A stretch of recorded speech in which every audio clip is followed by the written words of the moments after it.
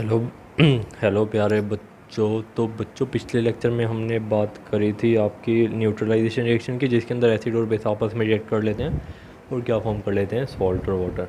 फिर हमने सॉल्ट देख लिया था। सॉल्ट क्या, जिसके अंदर कैटायन और एनायन मौजूद होने चाहिए। एच प्लस और ओ एच नेगेटिव आयन के अलावा एच प्लस और ओ एच नेगेटिव भी हो सकते हैं, बट उनके अलावा कोई दूसरे भी कैटायन और एनायन मौजूद होने चाहिए किसी सॉल्ट में। फिर हमने देख लिए थे सॉल्ट के प्रकार, कितने टाइप के होते हैं salt. Neutral, acidic, basic. Neutral जो जब स्ट्रॉन्ग एसिड और स्ट्रॉन्ग बेस मिले क्या बना लेते हैं, न्यूट्रल सॉल्ट, जिनका पीएच 7 के अप्रोक्स होता है। फिर हमने देख लिया था एसिडिक सॉल्ट, जिनका पीएच ग्रेटर लेस देन 7 होता है। और जब स्ट्रॉन्ग एसिड और वीक बेस मिले वो क्या बना लेते हैं, स्ट्रॉन्ग सॉल्ट। फिर हमने बात कर ली थी तुम्हारे बेसिक सॉल्ट की।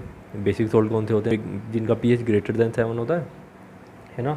और उसके वो कब फॉर्म होते हैं, जब कोई स्ट्रॉन्ग बेस और वीक एसिड रिएक्ट करें। ये सब बातें हमने देख ली थी। आज हम बात कर लेते हैं हमारी लाइफ में पीएच क्यों इंपॉर्टेंट है, हमारे लिए पीएच कितना ज़्यादा इंपॉर्टेंट है और क्यों। बच्चों, तुम्हें याद हो तो पीएच है क्या। पीएच हमें बताता है कि कोई सॉल्यूशन तुम्हारा एसिडिक होगा, बेसिक होगा, इसका कुछ नंबर होता है। अगर किसी सॉल्यूशन का पीएच 7 है तो वो न्यूट्रल, किसी का पीएच 7 से कम है तो एसिडिक, किसी का पीएच 7 से ज़्यादा है तो वो सॉल्यूशन तुम्हारा कैसा, बेसिक। तो ये हमने पीएच की बात देखी थी। और पीएच हमें जनरली क्या बताता है, कंसंट्रेशन ऑफ हाइड्रोजन आयन, कि किसी सॉल्यूशन के अंदर कितनी कंसंट्रेशन है हाइड्रोजन आयन की। जितनी ज़्यादा कंसंट्रेशन हाइड्रोजन आयन की होगी उतना ज़्यादा पीएच होगा। ये सब बात हम देख चुके थे। आज हम बात कर लेते हैं कि पीएच क्यों ज़रूरी है। बच्चों, पहली बात तो तुमने अगर देखियो, एक छपाक छपाक मूवी आई थी है ना, जिसके अंदर एसिड अटैक पे थी। तुम्हें मालूम है कि वो एसिड अटैक पे थी। तो बच्चों, एसिड वैसिड बड़ी ख़तरनाक चीज़ होती है। तो एक बार देख लेते हैं कि इनका मतलब फिर भी हमारे जीवन में क्या क्या इम्पोर्टेंस है। बच्चों, पहली बात तो जो हमारी बॉडी होती है ना, वो हमारी किस पीएच रेंज में काम करना प्रेफर करती है, 7.0 टू 7.8। हमारी बॉडी जनरली इतने पीएच रेंज में काम करती है। जितना भी हमारी बॉडी के अंदर लिक्विड वगैरह होते हैं उनका पीएच ऑलमोस्ट कितना होता है, 7.0 से 7.8। और बच्चों, अगर ये हमारी पीएच रेंज बिगड़ जाती है ना, मान लो तुम्हारे बॉडी में किसी फ्लूइड की, किसी लिक्विड की तुम्हारी पीएच कम हो गई, मान लो 5 हो गई, तो तुम्हारी तबीयत ख़राब हो जाएगी बहुत ज़्यादा। यानी कि पीएच बहुत ज़्यादा इंपॉर्टेंस है हमारी हमारी बॉडी के काम करने के लिए। अगर कई बार बुखार बुखार भी हो जाता है अगर पीएच वगैरह ठीक से ना हो बॉडी का, तो ठीक है बच्चों। तो पीएच हमारी बॉडी के लिए बहुत ज़्यादा इंपॉर्टेंट है। तुम्हें मालूम है जो एचसीएल वगैरह होता है, जो एसिड होता है, जो एसिड अटैक वगैरह होता है, उसका वो वाले एसिड का मालूम है पीएच कितना होता है, 1 या 2। वो इतने ज़्यादा एसिडिक होते हैं कि वो बॉडी को भी ख़राब कर देते हैं, स्किन को भी ख़राब कर देते हैं। ठीक है, एक तो बात होगी हमारी कि हमारी बॉडी की, हमारी बॉडी के अंदर पीएच की वैल्यू कितनी होनी चाहिए। हमारे ब्लड की पीएच की वैल्यू भी अप्रोक्स 7.35 के आसपास होती है। और पानी की पीएच की वैल्यू मालूम है तुम्हें कितनी होती है। पानी ना तो एसिड है क्या ना बेसिक है, पानी एक न्यूट्रल कंपाउंड है, तो उसकी पीएच कितनी होती है, ऑलमोस्ट 7। अब बात कर लेते हैं, when pH of rain is less than 5.6 it is called acidic rain. Acid rain या acidic rain which is harmful for aquatic animals. जब बच्चों मालूम है तुम्हें, जब हमारी जो बारिश होती है हमारे घरों में, रेन वगैरह, जब उस रेन के पानी का पीएच 5.6 से कम हो जाता है ना, उसको हम क्या बोलते हैं, एसिड रेन। और वो इतनी ज़्यादा हार्मफुल होती है कि हमारी वो फसलों को ख़राब कर देती है। और हमारे जितने भी एक्वेटिक एनिमल हैं जो भी पानी में रहते हैं उनके लिए, उनकी लाइफ को भी डेंजर में डाल देती है। उनका भी रहना पानी के अंदर डिफ़िकल्ट हो जाता है जब भी एसिड रेन होती है। एसिड रेन मालूम है तुम्हें किस वजह से होती है, जैसे मान लो बहुत ज़्यादा पोल्यूशन हो गया, ठीक है, तो सल्फ़र डाइऑक्साइड हो गई, कार्बन डाइऑक्साइड हो गई एटमॉस्फेयर में, तो पानी की बूंदों से मिलके एसिड बना लेती हैं। एसिड रेन कब होती है, जब रेन का पीएच 5.6 से कम हो जाए। ठीक है, अब हम बात कर लेते हैं कि जो हम फार्मिंग वगैरह करते हैं किसान लोग, तो उनके लिए सॉइल का पीएच कितना रखना चाहिए। बच्चों, सॉइल का पीएच जनरली 6.0 से 7.0 होता है। वो डिपेंड करता है प्लांट टू प्लांट। अगर मान लो सॉइल का पीएच अगर कम हो जाए, 5 हो जाए या 8 हो जाए, इस पीएच रेंज से अलग हो जाए, तो फिर फार्मर्स को कुछ ना कुछ यूज़ करना पड़ता है कि कुछ चॉक पाउडर, कुछ चूना वूना, कि उनका पीएच मेंटेन हो जाए, है ना। तो किसी भी प्लांट वगैरह की ग्रोइंग के लिए भी पीएच बहुत ज़्यादा इंपॉर्टेंट है। अगर पीएच बिगड़ जाए तो तुम्हारा प्लांट ठीक से ग्रो नहीं कर पाएंगे। ठीक है, अगला देख लेते हैं हमारी स्टोमक के अंदर भी हमारा पीएच इंपॉर्टेंट है। देखो, तुम्हें मालूम है कि हमारी पेट के अंदर एचसीएल रिलीज़ होता है, हाइड्रोक्लोरिक एसिड रिलीज़ होता है। और उसका मालूम है काम क्या होता है, उसका काम होता है फॉर डाइजेशन ऑफ फूड। हमारी बॉडी के अंदर एचसीएल रिलीज़ होता है, वो क्या करता है, हमारे फूड का डाइजेशन कराता है। कि ठीक है, जैसे मान लो तुमने खाना खाया, वो तुम्हारे पेट में गया, तो वो डाइजेस्ट किसके थ्रू होगा, एचसीएल के थ्रू। एचसीएल उसको डाइजेस्ट कराने के अंदर मदद करेगा। बच्चों, मान लो कई बार ना फूड ठीक से डाइजेस्ट नहीं हो पाता, तो उस केस में बच्चों मालूम है क्या होता है, उस केस में ना एक्सेस HCl रिलीज़ होने लगता है कि HCl ज़्यादा अमाउंट में निकलने लगता है। मान लो फूड ठीक से डाइजेस्ट नहीं हुआ, जो HCl निकल रहा है ना वो कुछ ज़्यादा अमाउंट में निकलने लग जाता है, और उसकी वजह से क्या होता है, हमारी पेट के अंदर दर्द हो जाता है, इरिटेशन हो जाती है। इसी कंडीशन को हम क्या बोलते हैं, एसिडिटी। तुमने कभी बड़े लोगों से सुना हो कि तुम्हारे पेरेंट्स लोगों या किसी बड़े लोगों से कि एसिडिटी होगी। एसिडिटी क्या होता है बच्चों, जब हमारी पेट वगैरह के अंदर एक्सेस में HCl वगैरह रिलीज़ होता है, उससे पेट वेट में दर्द हो जाता है, उसी को क्या बोलते हैं, एसिडिटी। अब बच्चों देखो पेट के अंदर ज़्यादा एसिड रिलीज़ हो गया है ना, अब एसिड रिलीज़ हो गया, अब इसको ठीक करने के लिए क्या करना पड़ेगा, जैसे ही बेस डालेंगे एसिड बेस आपस में न्यूट्रल हो जाएंगे तो हमारा पेट ठीक हो जाएगा। तो हम क्या करते हैं बच्चों, इस एसिडिटी से छुटकारा पाने के लिए हम क्या करते हैं, एंटा एसिड का यूज़ करते हैं। ठीक है, acidity can be cured by using antacid. अब एंटा एसिड बच्चों क्या होते हैं, एसिड के दुश्मन। एसिड का दुश्मन कौन होता है, बेस। तो एंटा एसिड क्या है, antacid are bases which neutralize the excess acid release by stomach.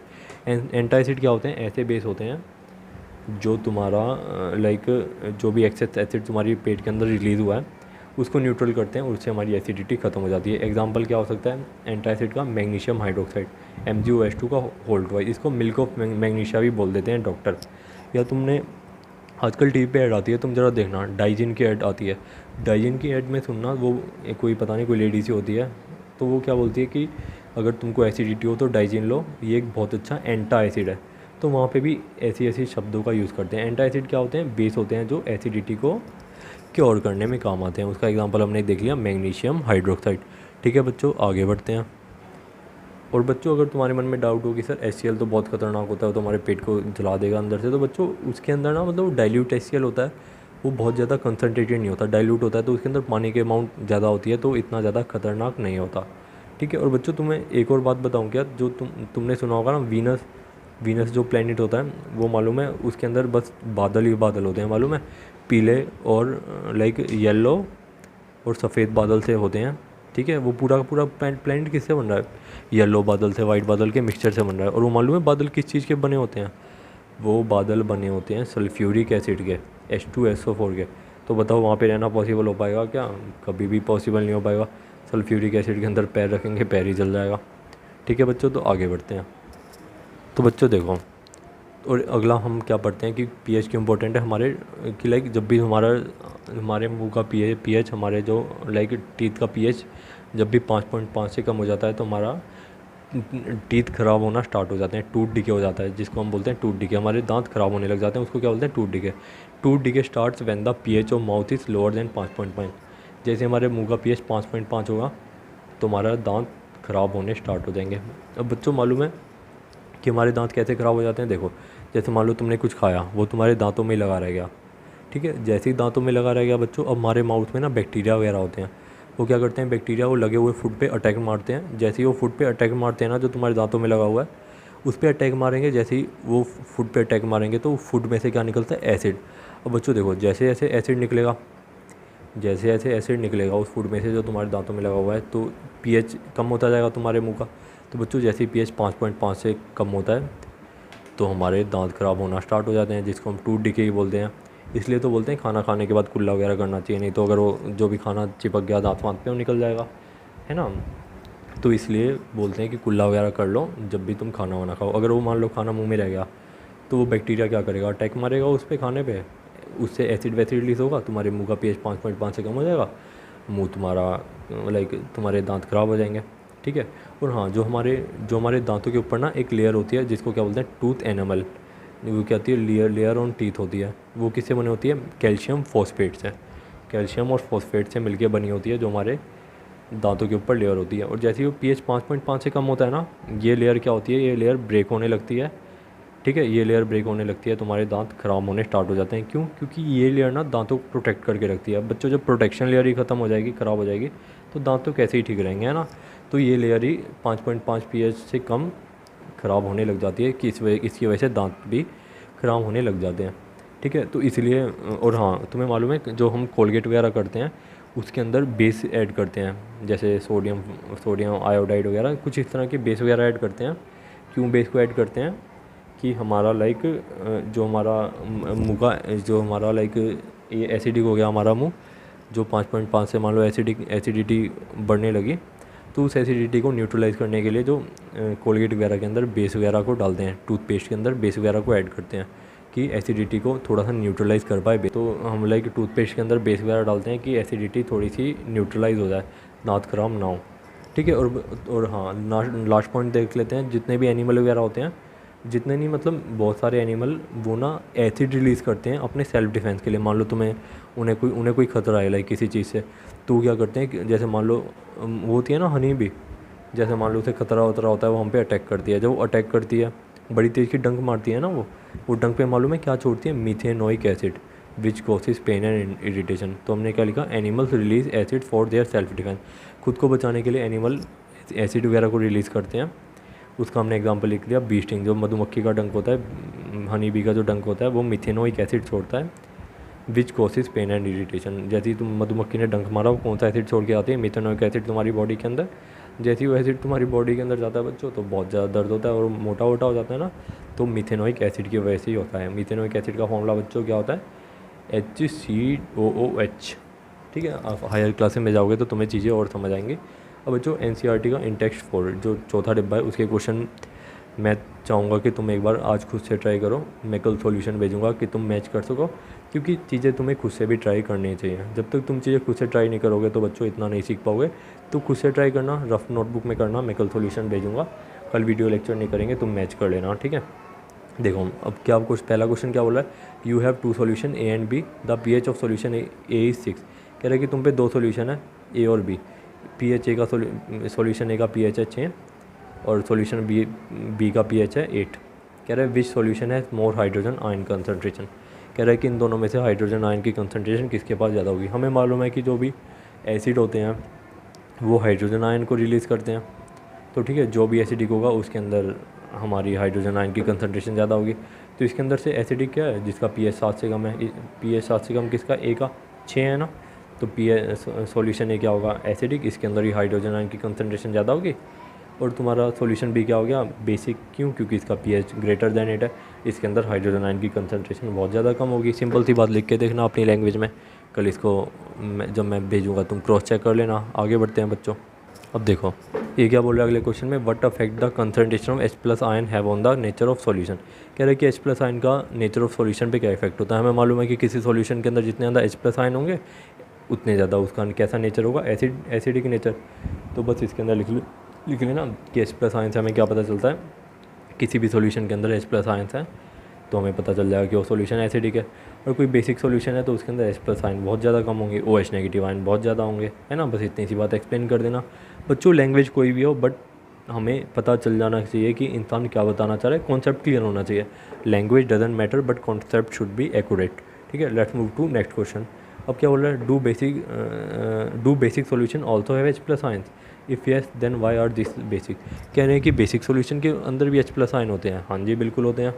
हमने देखा था ना कि जैसे हमने NaOH को डाला, हमने NaOH को, जैसे बच्चों NaOH को हमने डाला पानी के अंदर, वो किसके अंदर टूट गया, Na+ में और OH नेगेटिव में। हमने क्या बोला था कि H2O भी खुद किस में टूटता है, H+ और OH नेगेटिव के अंदर। तो जैसे ही बच्चों हमने इसको एक मान लो डिब्बे के अंदर डाला, डिब्बे के अंदर NaOH भी होगा, H2O भी होगा। H2O खुद भी तो टूटेगा ना H+ और OH नेगेटिव के अंदर।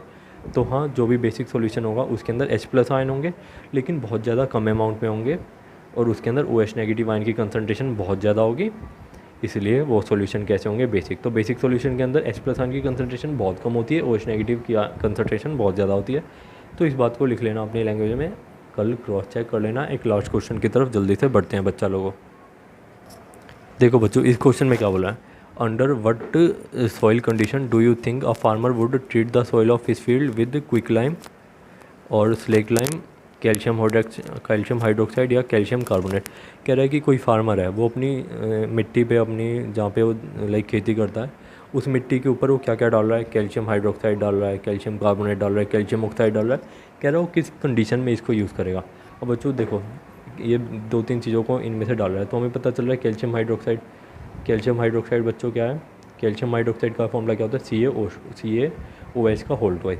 कैल्शियम हाइड्रोक्साइड क्या है बच्चों, एक बेस है। और सिमिलरली कैल्शियम कार्बोनेट भी एक बेसिक सॉल्ट है, कैल्शियम ऑक्साइड भी एक बेस है। तो मतलब बेसिक चीज़ों को यूज़ कर रहा है। तो हमें पता चल रहा है कि सॉइल की कंडीशन कैसी है, सॉइल एसिडिक है, इसलिए वो फार्मर ये सब बेसिक केमिकल को यूज़ कर रहा है। इसलिए यूज़ कर रहा है कि वो सॉइल हमारी न्यूट्रल हो जाए, कि पीएच रेंज में आ जाए 6 से 7 के बीच में, और तुम्हारी फार्मिंग इजीली हो पाए। तो इस क्वेश्चन को भी करने की कोशिश करना। सी यू इन नेक्स्ट लेक्चर। कोई भी डाउट होता है बच्चों आप लोग पूछ लेना। Thank you so much.